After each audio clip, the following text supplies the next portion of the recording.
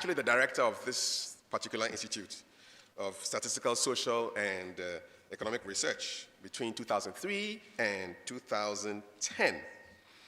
He was also former Vice-Chancellor of this particular university. And prior to that appointment as the Vice-Chancellor of the University of Ghana, he was a Senior Fellow and Director of the Africa Growth Initiative at the Brookings Institution, Washington, D.C. He is the Secretary General of the African Research Universities Alliance, and what we are excited to have him speak to us on is his current capacity, because he is the founding chair of the Partnership for African Social Governance and Research, which seeks to advance research excellence for governance and public policy in Africa. Please put your hands together as we welcome Professor Ernest Aryeetey, founding chair, PASGR.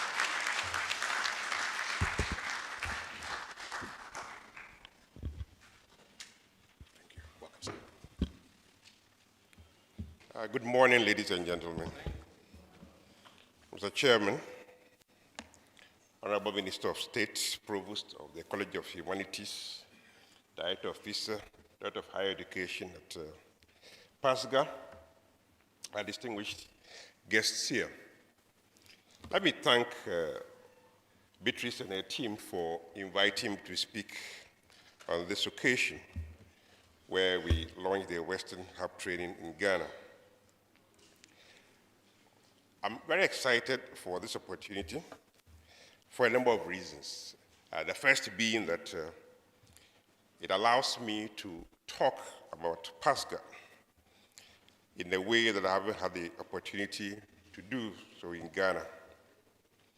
PASGR is a partnership for African social and governance research, and it's the institution that created PEDAL. As I always fight with Beatrice about, there's much more to life than PEDAL.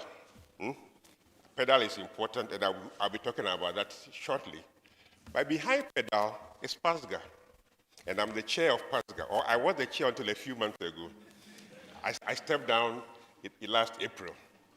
I've been chair from the beginning. I know as Africans, when you are put there as chair, you are there till people remember that, but this one has been there for so long. They had forgotten that I'd been there since 2009. So I didn't want to celebrate a 10th birthday of being the chair. So the anniversary of being chair, 10 years down the road, I said it was long enough. So we have appointed a new chair who will take over in October. But as one of my last activities before disappearing from PASGR, I decided to talk briefly about PASGR and the link. You will see the link shortly to PEDAL, and you will see how big the role that you've been given is. Why PASGR? PASGR began 10 years ago because a group of us, African social scientists, believed strongly that the African voice in the social sciences worldwide should be a lot more prominent.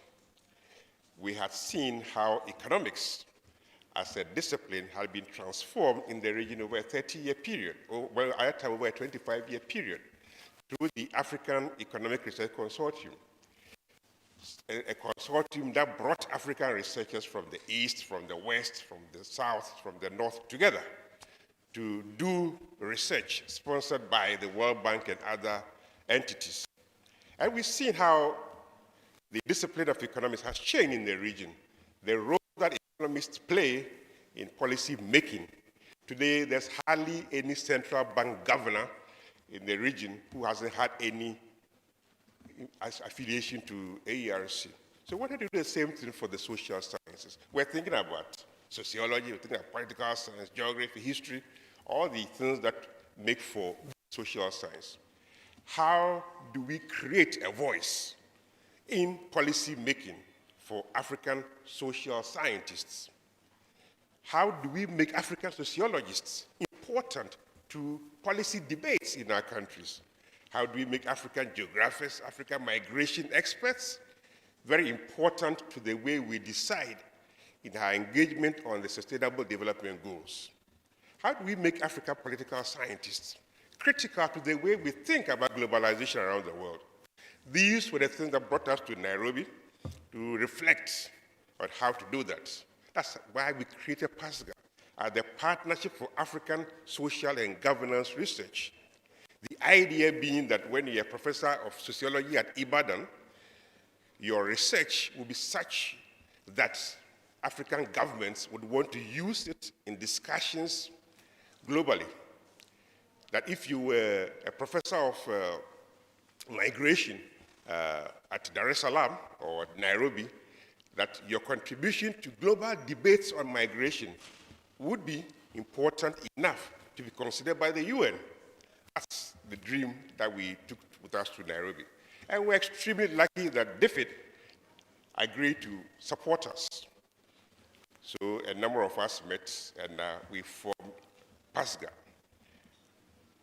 So we began the march in 2009. I was lucky enough to be appointed the first chair. We've had a lot. Through PASGR, we've created the MRPP program, the Master of Research in Public Policy, which some of you are familiar with. The whole idea was, how do you find a central theme to bring together the social sciences? That's what led to the MRPP program.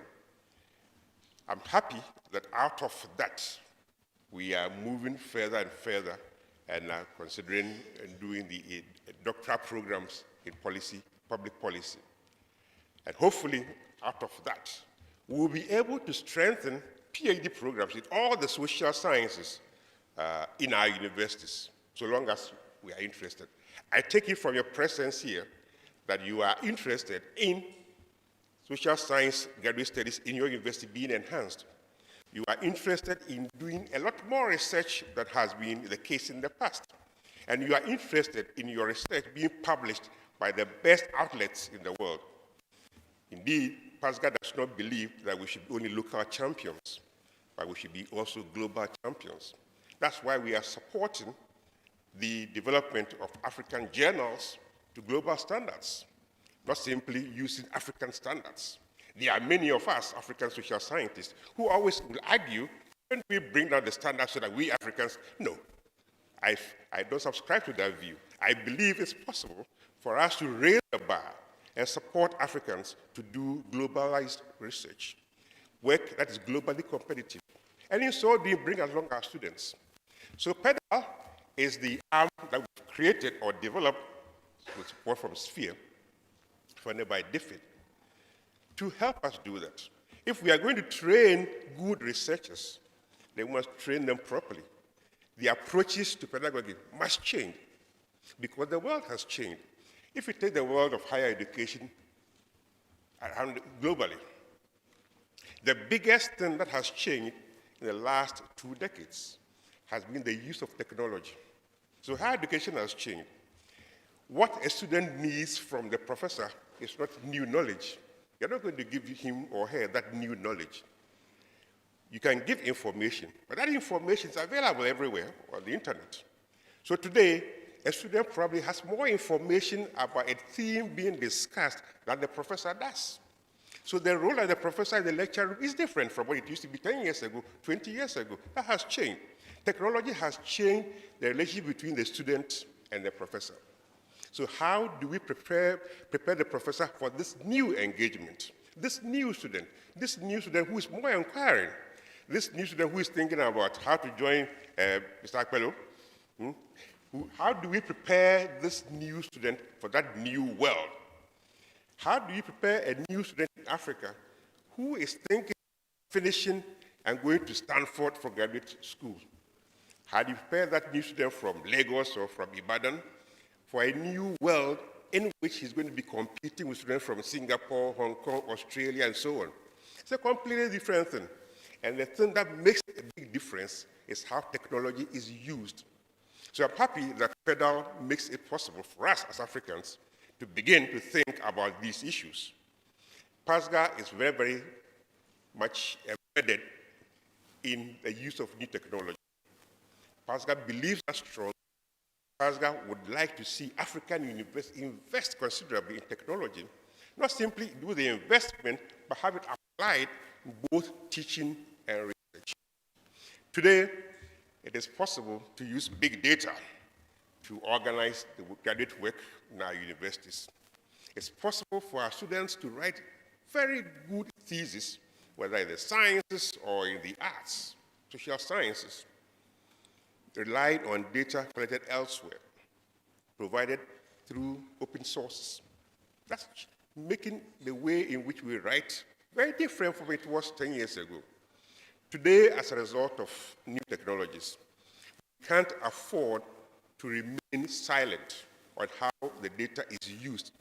If we do not show much interest in the way data is gathered and used for research, young students from the US, from Europe, will be writing about Africa.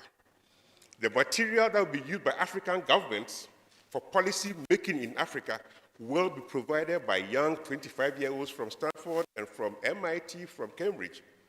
That's what is going to happen.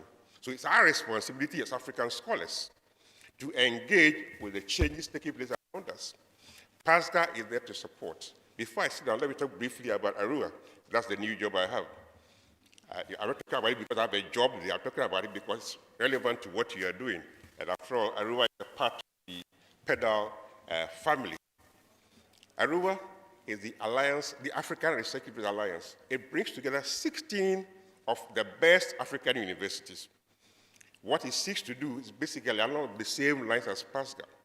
It wants African universities to do more research at a higher level than has been the case before.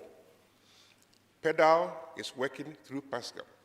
In September, we'll be in Kampala, where 16 African deputy vice-chancellors will be discussing PEDAL with Beatrice very much in control. Beatrice is going to tell these deputy vice-chancellors how to change their universities. My job is to bring them there. Her job is to tell them what to do.